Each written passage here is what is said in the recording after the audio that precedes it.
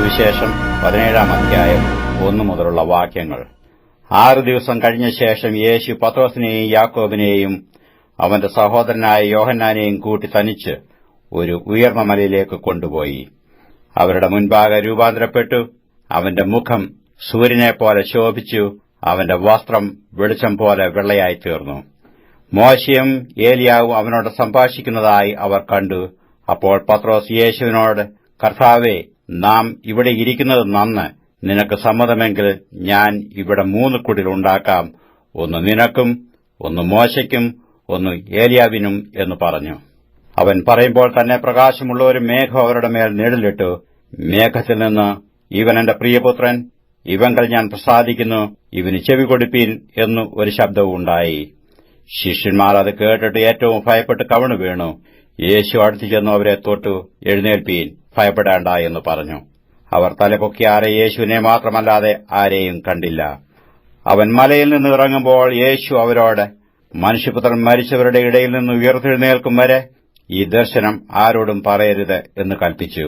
ശിഷ്യന്മാർ അവനോട്, എന്നാൽ ഏലിയാവ് മുമ്പേ വരേണ്ടത് എന്ന് ശാസ്ത്രിമാർ പറയുന്നത് എന്ത് എന്ന് ചോദിച്ചു. അതിനു അവൻ, ഏലിയാവ് വന്ന സകലവും യഥാസ്ഥാനത്താക്കും സത്യം. എന്നാൽ ഏലിയാവ് വന്നു കഴിഞ്ഞു എന്ന് ഞാൻ നിങ്ങളോട് പറയുന്നു. എങ്കിലും അവർ അവനെ അറിഞ്ഞുകൊള്ളാതെ തങ്ങൾക്ക് തോന്നിയതു എല്ലാം അവനോട് ചെയ്തു. അവണ്ണം മനുഷ്യപുത്രനും അവരാൽ കഷ്ടപ്പെടുവാനുണ്ട് എന്ന് ഉത്തരം പറഞ്ഞു. അവൻ യോഹന്നാൻ സ്നാപകനെക്കുറിച്ച് തങ്ങളോട് പറഞ്ഞു എന്ന് ശിഷ്യന്മാർ ഗ്രഹിച്ചു. അവർ പുരുഷാരത്തിന്റെ അടുക്കൽ വന്നാറെ ഒരു മനുഷ്യൻ വന്നു അവന്റെ മുമ്പാകെ മുട്ടുകുത്തി, കർത്താവേ, എന്റെ മകനോട് കരുണയുണ്ടാകണമേ. അവൻ ചന്ദ്രരോഗം പിടിച്ച് പലപ്പോഴും തീയിലും പലപ്പോഴും വെള്ളത്തിലും വീണു വല്ലാത്ത കഷ്ടത്തിലായി പോകുന്നു.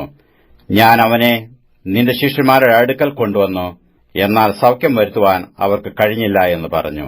അതിന് യേശു, അവിശ്വാസവും കോട്ടവുമുള്ള തലമുറയെ, എത്രത്തോളം ഞാൻ നിങ്ങളോടുകൂടെ ഇരിക്കും, എത്രത്തോളം നിങ്ങളെ സഹിക്കും, അവനെ എന്റെ അടുക്കൽ കൊണ്ടുവരുവീൻ എന്ന് ഉത്തരം പറഞ്ഞു. യേശു ഭൂതത്തെ ശാസിച്ചു, അത് അവനെ വിട്ടുപോയി. ബാലനു ആ നാഴിക മുതൽ സൌഖ്യം വന്നു. പിന്നെ ശിഷ്യന്മാർ സ്വകാര്യമായി യേശുവിന്റെ അടുക്കൽ വന്നു, ഞങ്ങൾക്കു അതിനെ പുറത്താക്കി കൂടാഞ്ഞത് എന്ത് എന്ന് ചോദിച്ചു. അവൻ അവരോട്, നിങ്ങളുടെ അല്പവിശ്വാസം നിമിത്തമത്രേ. നിങ്ങൾക്ക് കടുകുമണിയോളം വിശ്വാസമുണ്ടെങ്കിൽ ഈ മലയോട്, ഇവിടെ നിന്ന് അങ്ങോട്ട് നീങ്ങുക എന്ന് പറഞ്ഞാൽ അത് നീങ്ങും. നിങ്ങൾക്ക് ഒന്നും അസാധ്യമാകുകയുമില്ല. എങ്കിലും പ്രാർത്ഥനയാലും ഉപവാസത്താലും അല്ലാതെ ഈ ജാതി നീങ്ങിപ്പോകുന്നില്ല എന്ന് ഞാൻ സത്യമായിട്ട് നിങ്ങളോട് പറയുന്നു എന്ന് പറഞ്ഞു. അവർ ഗലീലയിൽ സഞ്ചരിക്കുമ്പോൾ യേശു അവരോട്, മനുഷ്യപുത്രൻ മനുഷ്യരുടെ കയ്യിൽ ഏൽപ്പിക്കപ്പെടുവാറായിരിക്കുന്നു. അവർ അവനെ കൊല്ലുകയും 3-ാം നാൾ അവൻ ഉയർത്തെഴുന്നേൽക്കുകയും ചെയ്യും എന്ന് പറഞ്ഞു. അവരോ ഏറ്റവും ദുഃഖിച്ചു. അവർ കഫർന്നഹൂമിലെത്തിയാറെ ദ്വിദ്രഹ്മപ്പണം വാങ്ങുന്നവർ പത്രോസിന്റെ അടുക്കൽ വന്നു, നിങ്ങളുടെ ഗുരു ദ്വിദ്രഹ്മപ്പണം കൊടുക്കുന്നില്ലയോ എന്ന് ചോദിച്ചതിന് ഉവ്വ് എന്നു അവൻ പറഞ്ഞു.